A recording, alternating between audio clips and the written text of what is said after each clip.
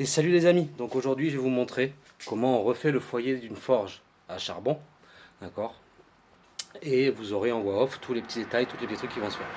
Donc, je vous laisse là, je vous mets dans le bon sens et on attaque ça. Allez, à tout de suite.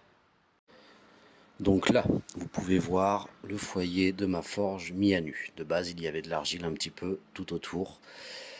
Voilà, mais avec le temps, il a fini par fendre et par s'incruster de mâche fer, et donc du coup, de temps en temps, il faut le refaire. Ça se refait pas très très souvent, mais il faut le refaire de temps en temps. Donc là, toutes les briques ont été nettoyées, et donc par-dessus, je vais réappliquer un argile. On peut en voir un petit peu là déjà dans le seau, mais il n'y a pas encore tout. Voilà, on va utiliser ce qu'on appelle un argile réfractaire. Donc là, j'ai rajouté de l'argile dans le seau. J'ai une bouteille d'eau. Et dans le petit seau en plastique, là, c'est de la poudre de charbon de bois. C'est ça qui va nous aider à rendre notre argile réfractaire. Je vous expliquerai par la suite comment. Donc, on commence par malaxer l'argile. On rajoute de l'eau afin de le rendre plus mou. Je malaxe à la main et non pas à la truelle, déjà parce qu'à la truelle ce serait très compliqué là au début, et ensuite en fait ça me permet de sentir s'il y a des grumeaux ou pas, s'il y a encore des morceaux de terre sec à l'intérieur, parce que ça peut arriver, ou des petits cailloux, même si cette argile là a été filtrée, donc du coup il y a logiquement pas de cailloux à l'intérieur, mais on ne sait jamais. Et à la main on a un meilleur ressenti, donc là on malaxe bien comme il faut pour le rendre bien mou. Voilà, bien homogène partout. Et ensuite, on va finir, voilà, on continue à rajouter de l'eau tranquillement, voilà, pour avoir une bonne texture, c'est ça. Et après, je vais rajouter la poudre de charbon, voilà, là comme vous pouvez le voir. Donc ça fait beaucoup de poussière, et la poudre de charbon va nous permettre de rendre cette argile réfractaire, c'est-à-dire qu'il va supporter la chaleur. Donc là, après, vous allez voir, je vais rajouter plusieurs fois de l'eau parce que la poudre de charbon fait sécher excessivement vite l'argile. Donc il faut vraiment pas mal d'eau pour avoir un argile réfractaire assez souple pour être travaillé. Et donc pour faire un argile réfractaire, en fait, il faut par exemple, je sais pas, si vous voulez 900 grammes d'argile réfractaire, vous prenez 600 grammes d'argile, 300 grammes de poudre de charbon. Ça va être le mélange de base, ce qui nous permet d'avoir en fait du 2 tiers, 1 tiers. Après, vous pouvez également faire 300 grammes d'argile, 300 grammes de sable très fin et 300 grammes d'argile, de poudre de charbon. Ça vous permettra d'avoir encore un autre résultat. Donc là, on commence à avoir déjà une belle texture, on le voit, ça se forme bien à la main. Et donc là, on va passer sur la mise de l'argile sur le foyer. Donc là, comme vous voyez, j'ai déjà commencé à mettre l'argile. Je mouille les briques parce que sinon elles vont aspirer très vite l'humidité qu'il y a dans l'argile et ça va faire fendre l'argile.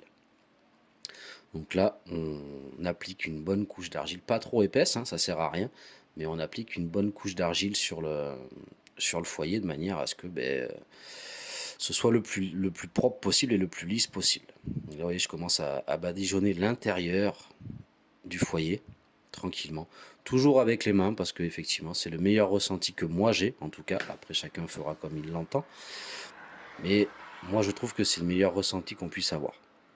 Ça vous permet de sentir s'il y a des morceaux de briques qui se détachent, s'il y a des morceaux de béton qui se détachent, des morceaux de l'ancienne argile qui sont restés. Voilà. Et de voir et de sentir si l'argile s'est bien incrustée dans tous les petits trous qu'il y a dans le foyer, car même avec l'argile, les briques chauffent très fort et elles finissent par se détériorer. Donc des fois, il faut changer des morceaux de briques. Il n'y a jamais tout le foyer à refaire parce que ça s'use différemment suivant comment ça a chauffé. Donc là, voilà, on lisse tranquillement sans se prendre la tête.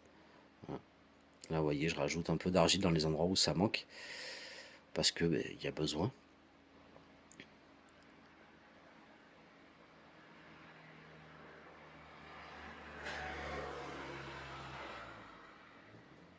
Là, vous voyez, je passe bien ma main pour bien sentir s'il n'y a pas des petits graviers, des petites choses comme ça.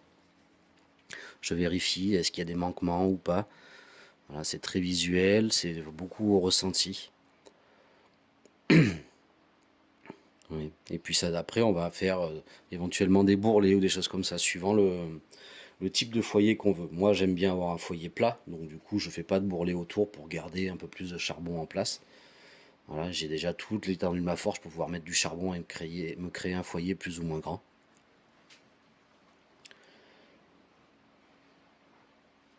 Et donc là, voilà, je vais bientôt commencer à lisser les bords et lisser le foyer, vous voyez, avec de l'eau. Comme ça, on est vraiment sur du travail de qualité. Je lisse beaucoup avec de l'eau les côtés et le milieu, car il y en a besoin.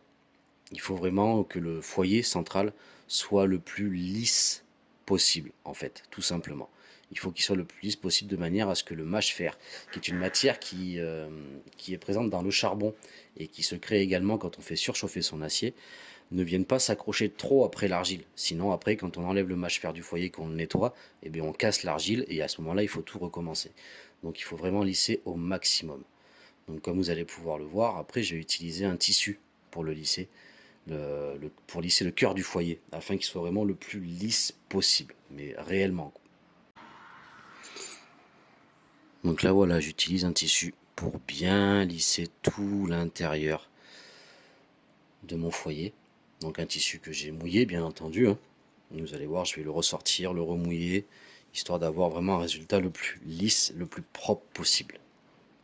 Et ne pas hésiter à bien mouiller son argile, et avant de poser son argile, à bien mouiller ses briques. Sinon, elles boivent l'eau, ça sèche trop vite et l'argile finit par craquer.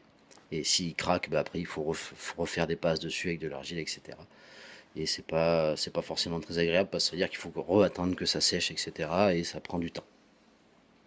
Donc voilà, comment est-ce qu'on rénove le foyer d'une forge, voilà, de la manière entre guillemets la plus traditionnelle possible.